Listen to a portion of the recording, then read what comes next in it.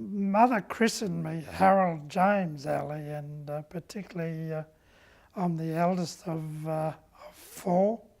I'm a descendant of a clan of the Gudjala nation.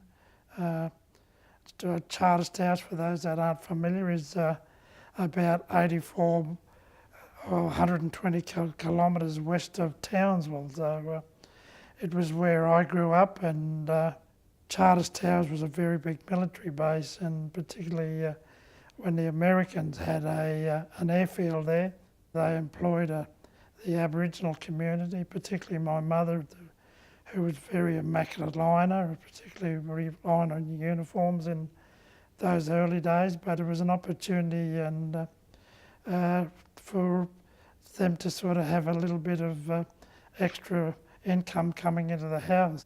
The Aboriginal people never had much opportunity in that early period, particularly with the Aboriginal Protection Act, particularly if families were put under the Aboriginal Protection Act. The families were sent out into the stations to work, where if you were sent out there, you only come to town twice a year, because 2 weeks at the annual show time, and 4 weeks at Christmas time when they would come into town, and then after that they'd be put on mail trucks and went back. Growing up, we were certainly, when we heard the truck of the Protector of Aboriginal, which in many cases up there was a sergeant police. Thank goodness the truck had 5 gearboxes, 5 gears, and they had to change gear to come down to our place, so we knew the police were coming. So before we could run into the bush, we were put into cupboards and or up behind, under the double beds, up behind mosquito nets. But as we become older, then we could, my mother would say, run into the bush, so we'd run into the bush and till after the police truck had went. My mother always stood at the gate for most of her life, and people come, and if she knew who you were, then you were allowed to come into the house. I went to school in Charters Towers. My mother, because she couldn't read and write, always believed, and particularly a lot of the aunties that couldn't read and write, we always made to make sure that we went to school. And particularly we didn't like school. Kept looking out at the parrots and all the birds flying around and what was nesting and the willy wagtails and all those sort of things. And so I wasn't a very good student, but I progressed through. And but I kept reminding my mother that I was going to go and work on a station, and I saved up all my 2 bobs, and I ended up buying a swag cover, and I proudly displayed my swag cover. And she said, I don't care what you pay for your swag cover, you're not going to work on any station, you're going to try to persevere to get a job here in the town. So when I was about 14 and a half, and I'd sort of, I got this letter from the post office saying that would you like to be employed as a telegram boy? Well, I thought that was the greatest thing since sliced bread, and for me to be in a flash post office uniform and the big leather belt, and the only thing I couldn't get quite used to was the double-seated trousers, because I was riding bikes in those days, used to wear the seat out in the pants quite a bit. My uncle served in World War I and World War II. My auntie served in the Women's Land Army. My other uncle served in World War II, and my father, because they needed men on the land, served in the CCC, the Civil Construction Corps. It was always in the back of my mind to join the services, but I wanted to be something different. I wanted to do something different, and I wanted to join the Air Force. And because of working for Reg Chisholm, the Air Force man, and in the Aboriginal community, it was sort of passed on that the Air Force and the Navy don't sort of enlist Aboriginal people. And it always stuck in the mind. So I went into, when the time came that I wanted to join the Air Force, which is in 65, late 65, I was a qualified linesman. I asked if I could join as a linesman, and they said no, we haven't got any vacancies, but if you'd like to be, the mustering was called equipment assistant in those times, and I said I'd think about it. My brother wanted to join he come along with me, but the Air Force didn't want him, and under the stress that he had to go through, so he went down the hallway and joined the army. So, but that was life. I joined the Air Force, and on the 5th of January 1966, and away I went to recruit training in Edinburgh. In those days, well before the computerised things that we have, we had to depend on letters. And because my mother couldn't read or write, she used to get my cousins and to write letters. There was nothing more heartbreaking when you lined up on mail parade and there wasn't a letter for you. And I used to always, particularly when I was getting homesick, and particularly that period where you felt you weren't going anywhere, it was just, and the community spirit you started missing, and that's where the homesickness sort of starts cutting in, and you start becoming distracted. The other thing that, because in the period when I enlisted, in that mid-60s period, we had the migration from the UK, so there was a lot of UK enlistees, and one of my best mates was an Irishman, and he come out under that scheme, and he was a butcher, he's mustering, but he had no family, and so we used to talk about, we built up a bond, and he'd talk about Ireland, and I'd talk about Charters Towers, and we'd share letters when we missed out on letters. All my people were so engrossed in hearing Paddy's name, which was his real name was Stephen Joseph McCormack, and they were just so interested in stories about Ireland and all the good lollies and cakes all our mob were sort of interested in, and but he sort of kept wanting to know where all the cane toads were so he could keep away from.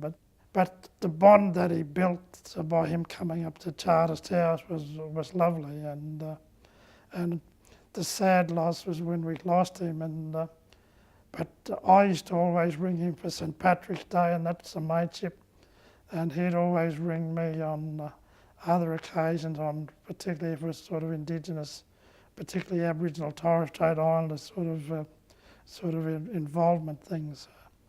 But that's that was one of the many mateships, but one of the strongest mateships that we built. I was the warrant officer in charge of about 70 people, which was Air Force as well as civilian. The interesting side of the civilian staff side of it was the three cultures, the Malay, the Chinese and the Indian cultures. The posting was to Butterworth in Malaysia, and I always took pride in that I knew all the staff by their first names, and some of them, the names with the local people was a bit hard getting your tongue around, but I was very fortunate where I had good staff and that guided me, and also to appreciate, to acknowledge their cultures and to be respectful as well, particularly being in their country. And that was very rewarding for me as well, and also to ensure that my personnel of the RAAF were sort of catered for in the way that they could do the job that they were there for, and also to move on and enjoy the posting experience as well, but also that their families were sort of catered for, and were also part of the wider family networks. The most important thing is at the start time to see that all your personnel, not only RAAF but the civilian personnel, were all sort of in their positions and in their designated roles. some of them were governed by priorities on what had to be sort of actioned and performed first before they got into the other thing. But the roles and the responsibilities that they had to adhere to, that they were doing doing that, and also that they were doing it in the time frames that they had to be done in, particularly if there was sort of in response to aircraft requirements, whether it was fuel or whether it was sort of explosives or whether it was just selecting equipment. So you had to make sure that those things were progressing. Morale is a very important thing, and particularly with the religions and particularly with civilian staff, where they had to go off to the mosque on certain days, and particularly that they were given that opportunity. There was also other cultural things with Ramadan and Deepavali and Chinese New Year and all those things. You had to be aware of them, and to be aware of sort of what was coming in and what was going out as well. So particularly when new personnel were coming in, that they would get settled in very quickly and that they didn't have any traumas of that sort of thing. So it was always something that was you had to sort of check on on a daily basis. When I was awarded the British Empire Medal was when I was a sergeant in Laverton at the RAAF Publications Unit. It was a lot of the areas were sort of World War II buildings, and particularly it was an area where we were out of to do the role of publication. It was a little bit out of the stream of the mustering, and because of the personnel that we had, there was things that we had to be operational and to meet all what was expected of the unit.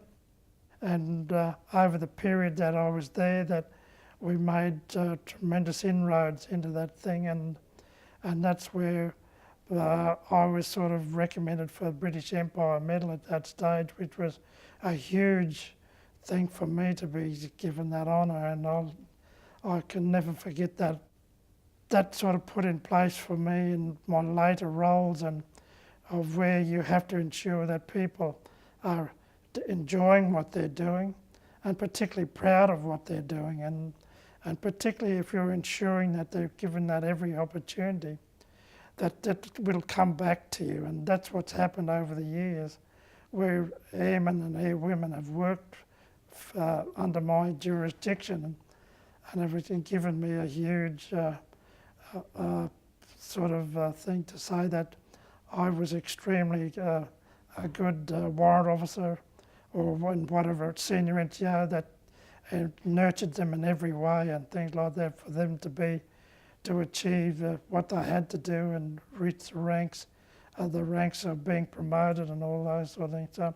So that's a wonderful feeling in itself, to see that those people that you've sort of seen them come along and nurtured to come out at the end of their career to be so proud that they'd served country and that somebody had been helped them to do that. I served 23 and a half years. It was a time where I felt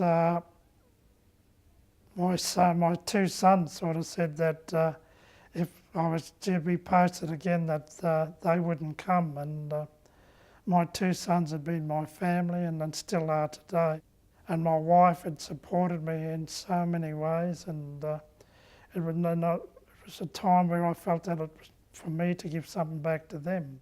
So that was when I decided to leave the Air Force in 1989. I was very fortunate where I could get employment, so that I could move straight into employment, and also then to get into the housing thing, where I could buy a house and to set myself up and move quickly into the next stage of my life.